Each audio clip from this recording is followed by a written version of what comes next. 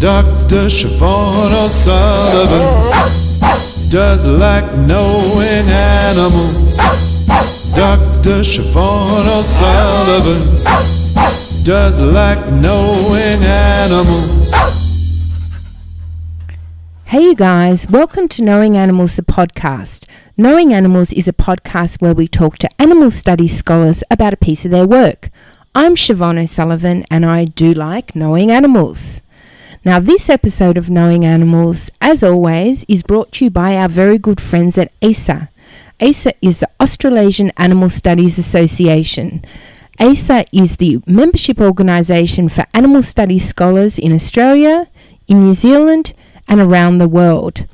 ASA has a fantastically active Facebook page in which they post information about upcoming conferences, events, exhibitions, calls for papers, funding opportunities, and they also have their own website. So why not check out ASA, the Australasian Animal Studies Association, online, and also think about joining ASA. Membership is just $50. Support the organisation that supports animal studies scholars. So this episode of Knowing Animals comes to you from Sydney town, where I'm lucky to be joined by Esther Alloun. Esther is a PhD candidate at the University of Wollongong. Today we're discussing her article. That's the beauty of it. It's very simple. Animal rights and settler colonialism in Palestine, Israel. It appeared in the journal Settler Colonial Studies in December 2017. Welcome to the podcast, Esther. Thanks, Siobhan. Can you start by telling us why you wrote this piece? So I guess my interest in the topic dates back to 2014, 2015, when I started reading about what was happening in Israel and how it was becoming the first vegan nation, the promised land for vegans, statistics like, 8% of the population being vegan or vegetarian, which is probably the highest per capita in the world. And I was quite shocked and quite surprised by the whole thing because I guess, being Jewish of an Arab background, and I have family who lives in Israel as well, and also being a vegan and an animal rights activist, I was kind of surprised that Israelis would become vegan en masse and that all of a sudden they had this interest in animal rights. Okay, so you have a lot of things coming together. You have your own personal heritage, you have your commitment to veganism and animal rights yourself, and also a connection with the Middle East. So how did you start going about collecting the data for this piece? So this is part of the ethnographic research that I did in 2017. So I went to Palestine and Israel, and I interviewed over 55 people, both and mainly actually Jewish Israelis, but also Palestinians. So Palestinians both in Israel proper and also in the occupied territories in the West Bank. And I was trying to get a sense of what is their experience of doing animal rights activism? What does it look like in a context like Israel and Palestine? And that was one of my questions. Your what we call data, other people call interviews. You had a really amazing access that I think a lot of people would have found very difficult. So you got to speak to a lot of different people. Was that difficult to organise? It was a little bit stressful to begin with because I guess I had some key people that I knew I wanted to interview, mainly because I had identified them through looking at news article on the topic and their names just kept coming up. So I just thought, so these are the movers and shakers of the movement. I need to interview them. Facebook was also very helpful and very conducive to making those connections. But definitely in terms of the Middle Eastern culture, making specific appointments and getting people to stick to that in terms of the logistics is actually really difficult. Once I let go of some of those expectations and just, kind of followed the flow, attended protests, attended meetings, started talking to people, it got a lot easier. Wonderful. So what you found was that the way in which the Jewish Israeli animal rights activists and the Palestinian animal rights activists do their activism is very different. Mm-hmm. Can you start by telling us what you observed as being the identifiable features of the Jewish Israeli animal rights activists? Sure. And I guess so I'm going to try and generalize and make it quite concise. But I guess two main features is that in terms of the Jewish Israeli animal rights movement, is that it's single issue. So it's solely focusing on animals and animal rights and veganism, to the exclusion of all else. And secondly, it's also very actively depoliticized. So, they would endlessly, they as in the activists, would endlessly tell me how it's not political, how it's not connected to politics. And by politics, it's also important to understand that in the Israeli context, politics means the occupation and the conflict. They have other words and other terms for economic issues or social issues. So that's the sort of activism that they do and that they want to do and that they insist on doing. So then turning our attention to the Palestinian activists, how did you observe or understand their animal rights activism? So I guess first I should say that the Palestinian activists that I write about in this piece are Palestinians who live in the West Bank, in the occupied West Bank, and that's important in terms of their positionality in this whole context. So these people are under occupation, violent occupation, and they also do animal rights activism. So I guess a defining characteristic of what they do is that they cannot separate animal rights from human rights. The oppression of animal and the oppression of people. Actually, they constantly draw connections and parallels between those two things. So they see animal rights and animal activism and animal welfare, I guess, as part of almost building a strong Palestinian civil society, is ending what one of the participants said, ending the cycle of violence in Palestine. That's how they see animal rights. And so you then go on and read into these different ways of doing animal rights activism among people who live side by side or share the same community in some regards, as saying something about the colonial experience. Can you tell listeners what conclusions you draw about these different modes? Yes, I guess in terms of the settler colonial experience, I think it puts people into very different positions. So on the settler side, so the Israeli settler side, I guess one of the conclusions that I drew out of this is that they can afford not to talk about politics and not to be concerned about politics because they are on the privileged side of that equation, because they don't really have to if they don't want to, because they don't suffer the consequences of the occupation. That's one. And I guess on the other side, which is the indigenous Palestinian side, they have very little choice but to weave together their animal rights activism and their experience of being oppressed. Because, even strategically, if they didn't do that, the Palestinian society or the Palestinian people around them probably wouldn't listen to them. It's a matter of also making it relevant, I guess, is to weave those things together.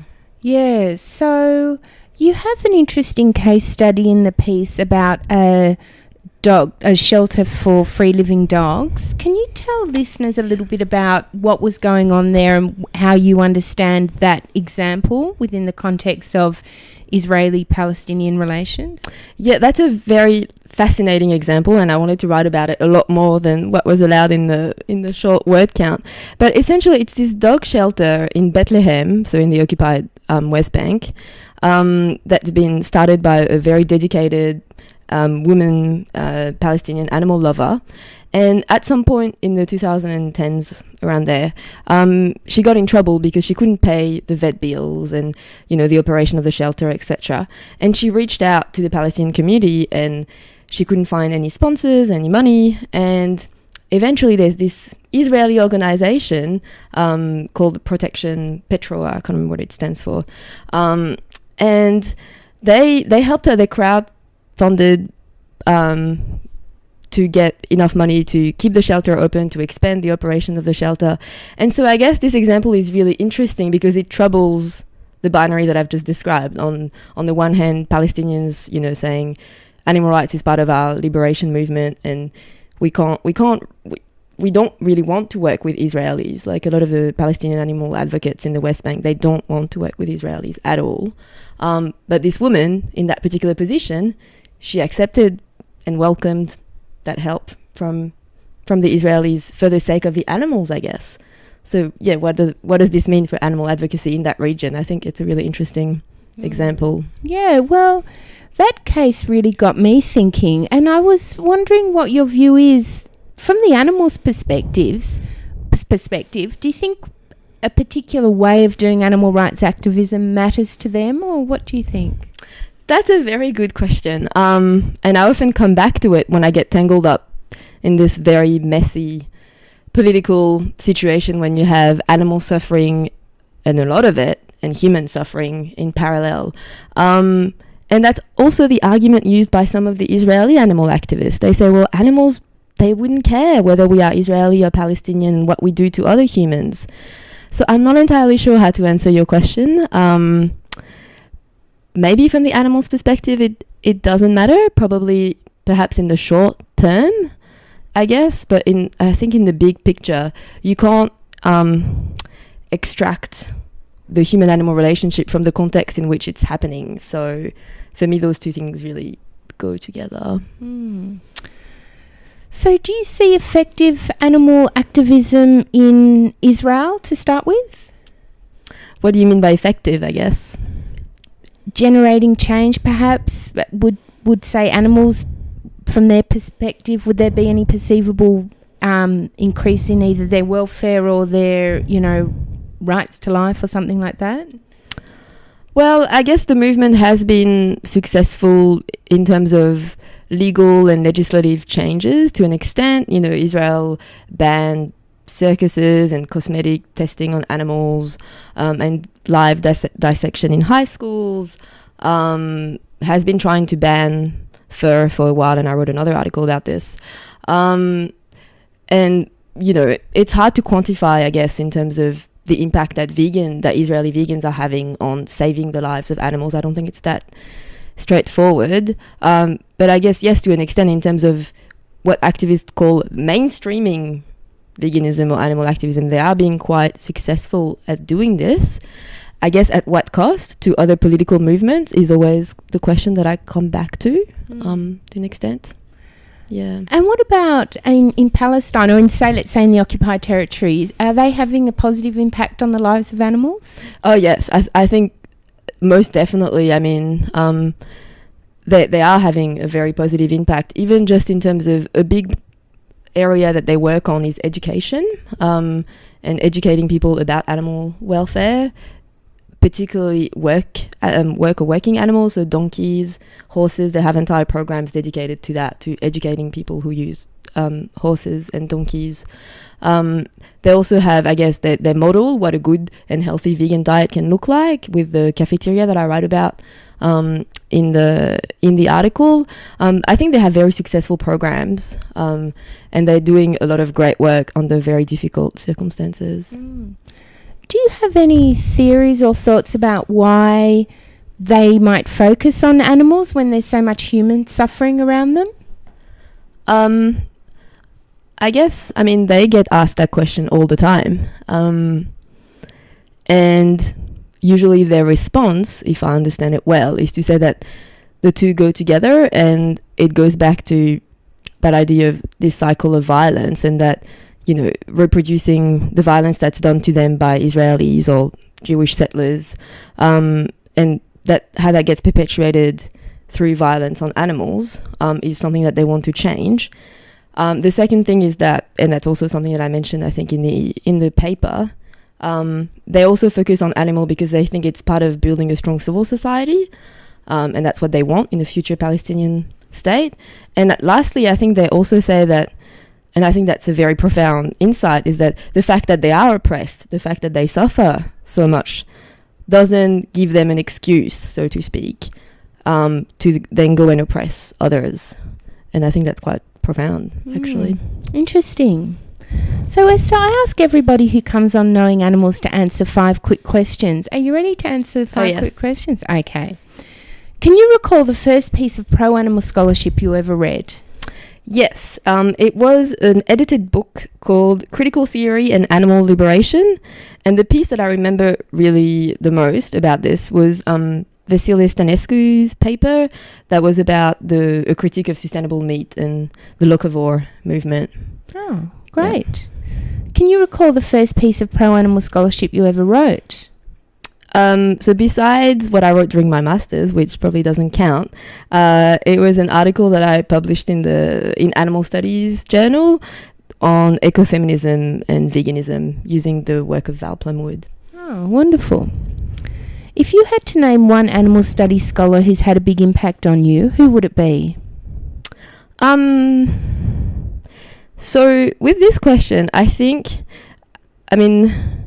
the politics of citation is something I take very seriously in academia in general and in the field of animal studies in particular, because we often forget legacies and who does what. So I deliberately picked a woman, and I think it would be Claire Jean Kim and her book Dangerous Crossings, Race, Species and Nature in a Multicultural Age. She has really influenced my work. Oh, wonderful. Did you hear her speak when she was in Sydney a few years ago? No, but I saw the recording of it because it Wonderful. was really good. Yeah, it was really interesting. What's the most important thing academics can do for animals? That's a really tough one. So I guess keep writing about animals and the violence that's done to them and ways to challenge that violence. And I think there are many ways. Not being afraid of doing engaged scholarship and eating delicious vegan food in front of your colleagues as well. So if you had the power to change one thing about the human-non-human animal relationship, what would it be? It would be... I think I would want for animals not to be commodities and objects and property. I think that would be a good place to start. Yeah. Wonderful. So Esther, what are you working on next? My thesis, which at the moment I'm writing a chapter on the early Israeli animal rights movement, which was heavily influenced by anarchist belief, actually. Also a piece on animal nationalisms. Hopefully that will be in a journal issue that's edited by Yamini Narayanan and Catherine Gillespie, and also hopefully going back to Palestine in May to do a little bit more fieldwork with Palestinians, animal advocates. Right, wonderful. So how can people find out more about your work? I have academia.edu page, so it's just my name, and also you can follow me on Twitter, and my handle is just my name as well, at Esther Alloun. Wonderful. Well, Esther, thank you so much for joining us for Knowing Animals, and thank you to the listeners for joining us for Knowing Animals, the podcast where we talk to animal studies scholars about their work. Don't forget to follow us on Twitter at knowing_animals, or you can follow me at SO_S. We also have a Facebook page. And finally, do you know what I'm going to say? That's right. Don't forget to leave a review. Reviews make it easier for people to find us. I'm Siobhan O'Sullivan, and I do like knowing animals.